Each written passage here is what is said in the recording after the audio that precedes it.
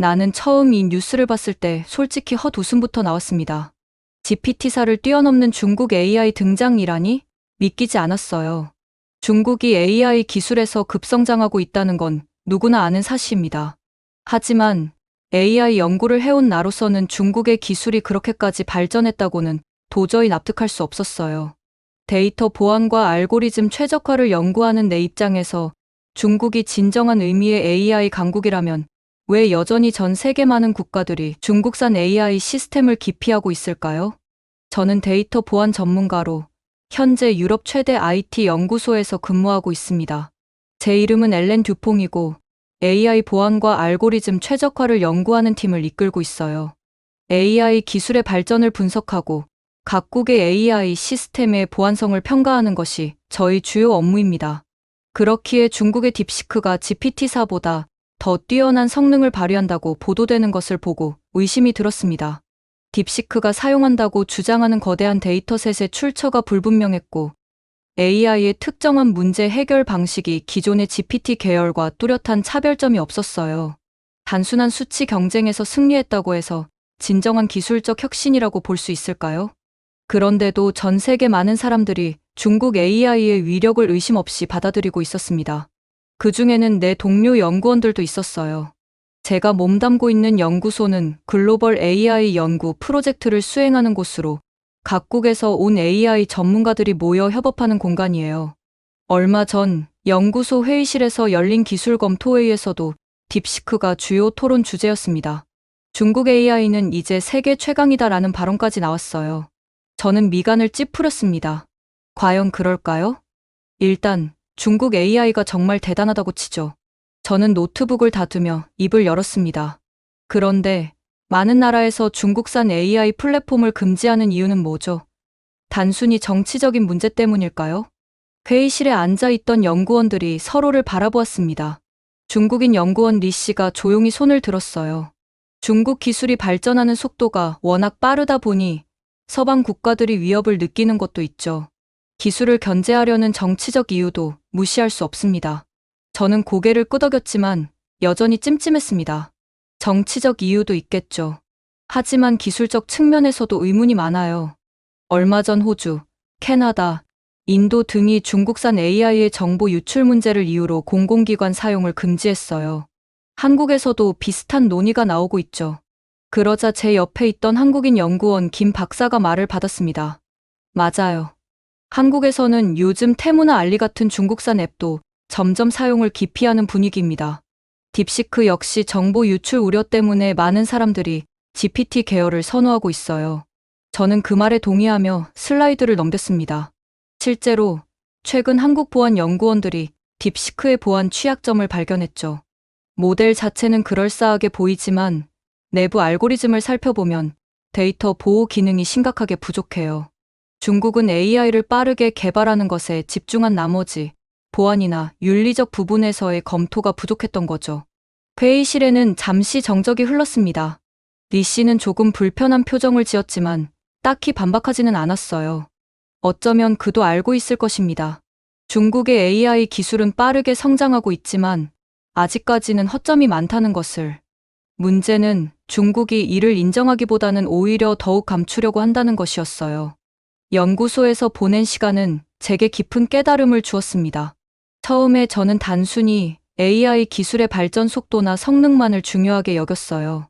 하지만 한국 연구진들과 함께 일하면서 기술 발전의 진정한 의미가 무엇인지 알게 되었습니다. 회의가 끝난 후 점심시간이 되어 연구소 구내 식당으로 향했습니다. 식당 창가 자리에 앉아 있으니 김 박사가 태블릿을 들고 다가왔어요. 엘렌 박사님, 딥시크와 관련된 흥미로운 발견이 있어서 보여드리고 싶은데요.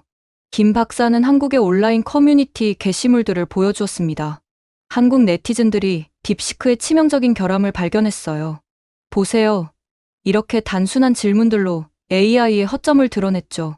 화면에는 네티즌들이 딥시크와 나눈 대화가 있었습니다. BTS 멤버 이름을 말해줘. IP가 뭐야? 강아지를 한글로 뭐라고 해? 같은 평범해 보이는 질문들이었죠. 하지만 이 질문들을 특별한 방식으로 조합하자 딥시크는 혼란스러운 반응을 보였습니다. 리 웨이가 고개를 절레절레 흔들며 말했습니다. 그건 그저 사소한 버그일 뿐이에요. 딥시크의 핵심 성능은 여전히 뛰어나죠. 개발 비용은 GPT의 10분의 1밖에 들지 않았는데도 말이에요. 그의 말에 저는 의문이 들었습니다. 최첨단 AI를 그렇게 적은 비용으로 개발할 수 있다니 정말 가능한 일일까요? 리 박사님, 독일인 연구원 한스가 끼어들었습니다.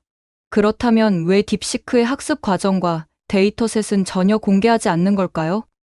다른 글로벌 AI 기업들은 모두 어느 정도 투명성을 보여주고 있는데 말이죠. 김 박사가 고개를 끄덕이며 말을 이어받았습니다. 실제로 딥시크의 응답 패턴을 분석해보면 기존 AI 모델을 단순히 복제한 흔적이 보여요. 게다가 사용자의 데이터를 무단으로 수집한다는 증거도 있습니다.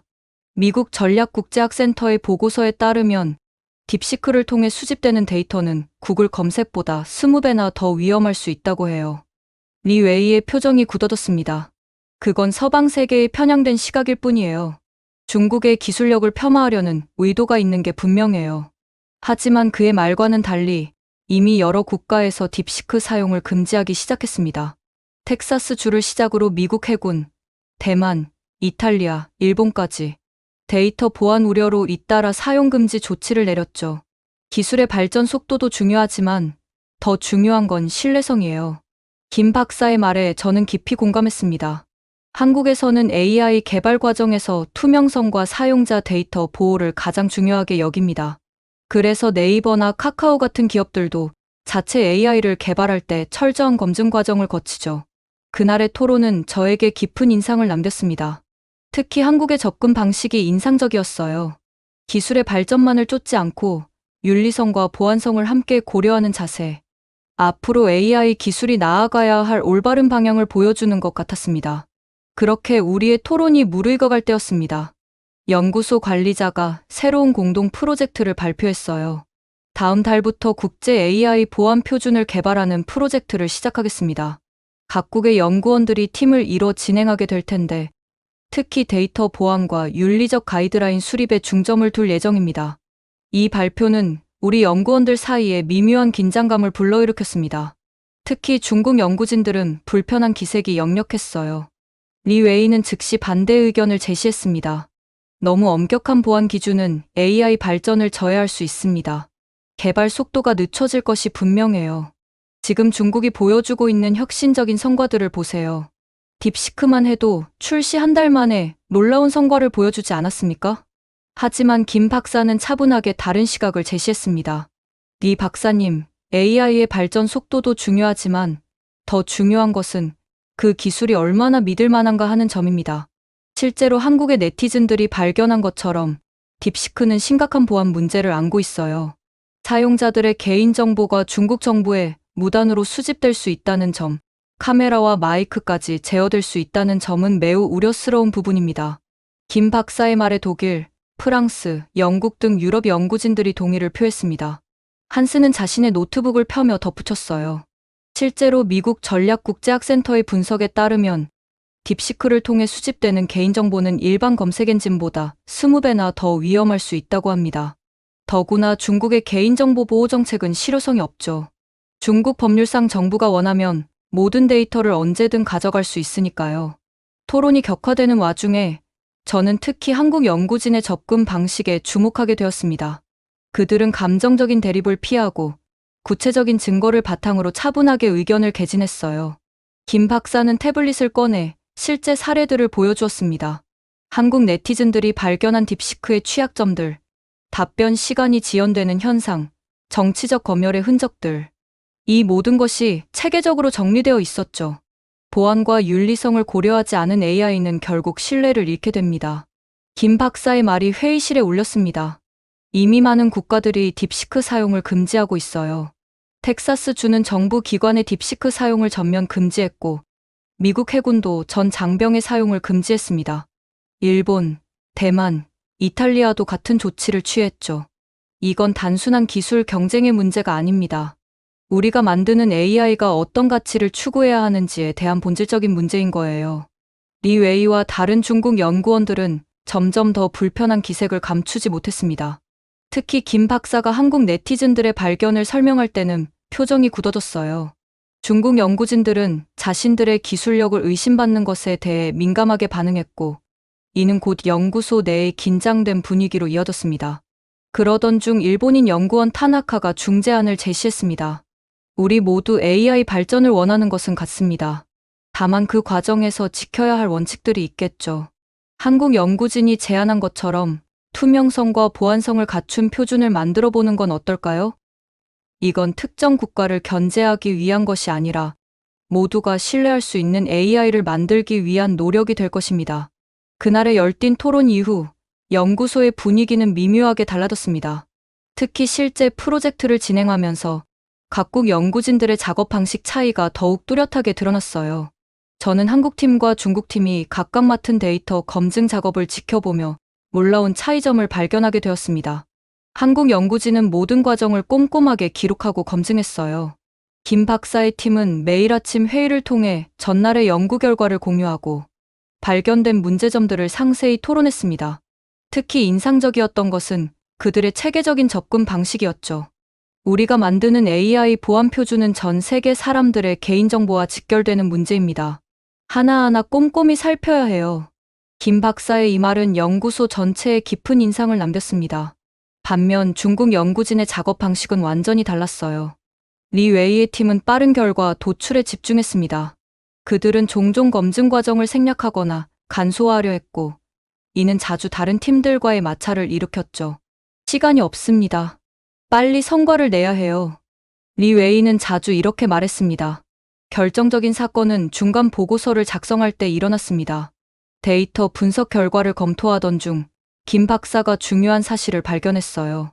중국 팀이 제출한 보고서의 수치가 실제 실험 데이터와 일치하지 않았던 겁니다.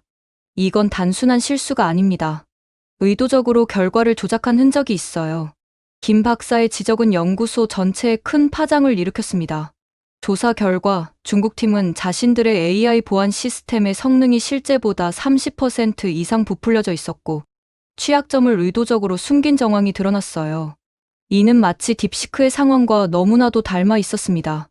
이게 바로 우리가 우려하던 거예요. 김 박사는 전체 회의에서 차분하게 설명했습니다. AI 기술의 발전은 신뢰를 바탕으로 이뤄져야 합니다. 화려한 성과 뒤에 숨겨진 진실을 외면한다면 그 피해는 고스란히 사용자들에게 돌아갈 거예요. 이 사건 이후 연구소는 한국팀의 검증 방식을 표준 프로토콜로 채택하기로 결정했습니다. 모든 연구 결과는 반드시 다른 팀의 교차 검증을 받아야 했고, 데이터의 투명한 공개가 의무화되었죠. 이는 비록 개발 속도를 늦출 수는 있지만 신뢰할 수 있는 AI를 만들기 위한 필수적인 과정이었습니다. 저는 이 과정을 지켜보며 깊은 깨달음을 얻었습니다. 기술의 발전은 단순히 속도의 문제가 아니었어요. 진정한 혁신은 신뢰성과 안전성이 담보될 때 비로소 의미가 있다는 것을.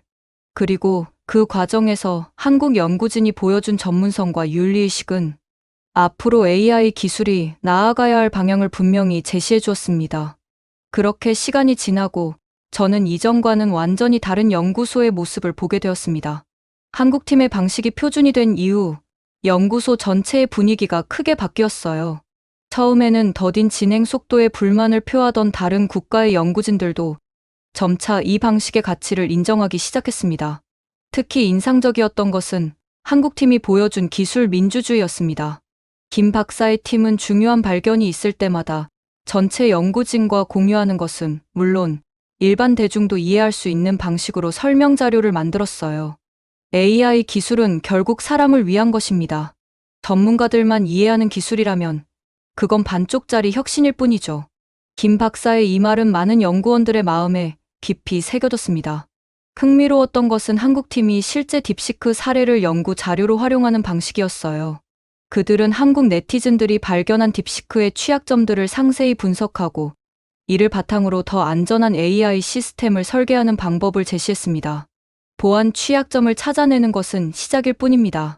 더 중요한 건 이를 어떻게 개선할 것인가에 대한 구체적인 해결책을 제시하는 거죠.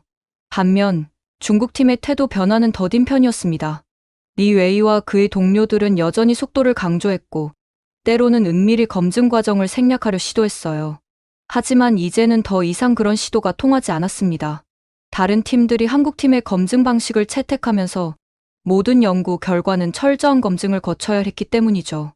한 가지 특별했던 사례는 AI의 윤리적 판단 기능을 테스트하는 과정에서 일어났습니다. 중국팀은 자신들이 개발한 AI가 윤리적 질문에 완벽하게 대응한다고 주장했어요. 하지만 한국팀의 테스트 결과는 달랐습니다. 그들은 교묘하게 설계된 질문들을 통해 AI가 특정 이데올로기에 편향되어 있다는 사실을 밝혀냈죠.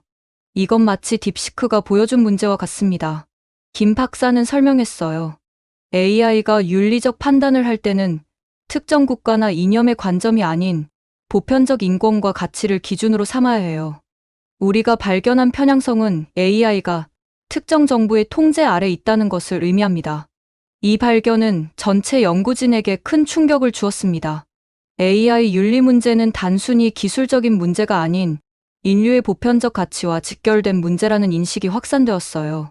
특히 한국팀이 제시한 투명성과 공정성의 기준은 이후 국제 AI 윤리 가이드라인의 근간이 되었습니다. 더욱 놀라웠던 것은 한국팀의 영향력이 연구소 밖으로도 퍼져나가기 시작했다는 점입니다. 세계 각국의 AI 연구기관들이 우리 연구소의 사례를 주목하기 시작했고, 특히 한국식 검증 시스템에 대한 관심이 높아졌어요. 심지어 처음에는 반대 입장이었던 중국의 일부 연구기관들도 이 시스템의 도입을 검토하기 시작했습니다. 기술의 발전은 결국 신뢰를 바탕으로 이뤄져야 합니다. 김 박사의 이 말은 이제 연구소의 모토가 되었어요. 저는 이 과정을 지켜보며 진정한 기술 혁신이란 무엇인지 다시 한번 생각하게 되었습니다. 더 빠르게, 더 화려하게가 아닌 더 안전하게, 더 투명하게. 그것이 바로 우리가 추구해야 할 방향이었던 것입니다. 연구소에서 보낸 시간은 제게 깊은 깨달음을 주었습니다. 처음에 저는 단순히 AI 기술의 발전 속도나 성능만을 중요하게 여겼어요.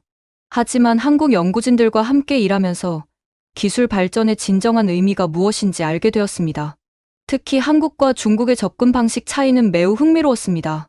중국은 빠른 성과와 겉으로 드러나는 수치에 집중했어요. 딥시크의 사례에서 보듯 그들은 개발 비용을 최소화하고 빠른 결과물을 내는데 초점을 맞췄습니다. 반면 한국은 철저한 검증과 윤리적 가치를 중시했죠. 기술의 신뢰성과 안전성을 최우선으로 여기는 자세는 깊은 인상을 남겼습니다. 더욱 놀라웠던 것은 한국의 시민의식이었어요. 딥시크의 취약점을 발견한 것이 전문 연구원이 아닌 일반 네티즌들이었다는 사실은 한국 사회의 높은 기술 이해도와 비판적 사고력을 보여주었습니다. 그들은 단순히 문제점을 지적하는 데 그치지 않고 체계적으로 분석하고 공유했어요. 이는 한국인들의 집단 지성이 얼마나 효과적으로 작동하는지를 잘 보여주는 사례였습니다. 김 박사와 그의 팀이 보여준 전문성도 인상적이었습니다. 그들은 결코 다른 나라의 기술을 깎아내리거나 비난하지 않았어요. 대신 객관적인 데이터와 명확한 논리로 문제점을 지적하고 더 나은 해결책을 제시했습니다. 이런 태도는 연구소 전체에 긍정적인 영향을 미쳤고 결국 국제 표준이 되었죠. 한국의 이런 모습은 제가 이전에 가지고 있던 아시아에 대한 편견을 완전히 바꿔놓았습니다. 흔히 아시아 국가들이 모방과 추격에 능하다고 생각했었는데 한국은 완전히 달랐어요. 그들은 단순히 따라하는 것이 아니라 자신만의 방식으로 새로운 길을 개척하고 있었습니다. 네이버와 카카오 같은 기업들이 독자적인 AI를 개발하는 것처럼 한국은 자신만의 방식으로 기술 혁신을 이뤄내고 있었죠. 가장 감동적이었던 것은 한국 연구진들의 겸손함이었습니다. 그들의 방식이 국제 표준이 되었을 때도 그들은 결코 우쭐대거나 자만하지 않았어요. 오히려 더 큰 책임감을 느끼는 듯했습니다. 우리가 만드는 기준이 전 세계 사람들의 삶에 영향을 미칠 수 있다는 김 박사의 말은 기술 발전에 대한 한국인들의 진지한 태도를 잘 보여주었습니다. 이제 저는 알게 되었습니다. 진정한 기술 강국은 단순히 새로운 것을 빨리 만들어내는 나라가 아니라는 것을요. 그 기술이 인류의 보편적 가치와 조화를 이루도록 하는 것, 투명성과 신뢰성을 바탕으로 모두가 안전하게 사용할 수 있게 만드는 것. 그것이 진정한 기술 혁신이라는 것을 한국 연구진들이 가르쳐 주었습니다. 연구소에서 보낸 시간은 제 인생에서 가장 값진 경험이 되었습니다. 저는 이제 더 이상 한국을 단순히 아시아의 작은 나라로 보지 않습니다. 오히려 미래 기술의 방향성을 제시하는 선구자로 보게 되었어요. 딥시크 사태는 겉으로는 중국 AI의 문제점을 드러낸 사건이었지만 더 깊이 들여다보면 한국이라는 나라의 진정한 저력을 보여준 사례였다고 생각합니다. 기술의 발전이 인류의 행복으로 이어지기 위해서는 한국이 보여준 것처럼 신중하고 체계적인 접근이 필요합니다. 빠른 성과에 현혹되지 않고 본질적인 가치를 지켜내는 것. 이것이야말로 우리가 추구해야 할 진정한 혁신의 모습일 것입니다. 저는 이제 확신합니다. 미래 기술의 표준을 만들어갈 나라가 있다면 그것은 바로 한국일 것이라고요. 저는 잠시 생각에 잠겼습니다. 사실 이전부터 중국 연구소에서 여러 번 초청을 받아왔었어요. 중국의 발전하는 AI 기술을 직접 보고 평가해달라는 제안이었죠. 하지만 그때마다 저는 미루었습니다. 그들의 기술력이 의심스러웠고 데이터 보안에 대한 우려도 컸기 때문이에요. 하지만 이번 딥시크 사태를 겪으면서 제 생각이 바뀌었습니다. 이제는 직접 가서 확인해봐야 할 때가 온 것 같았어요. 중국의 AI 기술이 정말 어느 수준에 있는지, 그들이 주장하는 혁신이 실제인지 아닌지를 제 눈으로 직접 확인하고 싶었습니다. 중국 방문 후에는 한국에도 꼭 들러야겠어요. 저는 김 박사에게 말했습니다. 그의 눈이 반짝였어요. 정말요? 우리나라의 AI 연구소들도 소개해드리고 싶었는데 좋은 기회가 될 것 같네요. 이렇게 해서 제 여정이 시작되었습니다. 중국에서 진실을 확인하고 한국에서 새로운 가능성을 발견하게 될 여정이 말이에요. 오늘 사연 어떠셨나요? 오늘 사연이 마음에 드셨다면 좋아요와 구독, 알림 설정도 꼭 부탁드립니다. 저는 다음에 더 좋은 사연으로 찾아오겠습니다. 감사합니다. 여러분 항상 행복하세요. 오늘도 빛나는 당신과 함께 공감시 감동 공감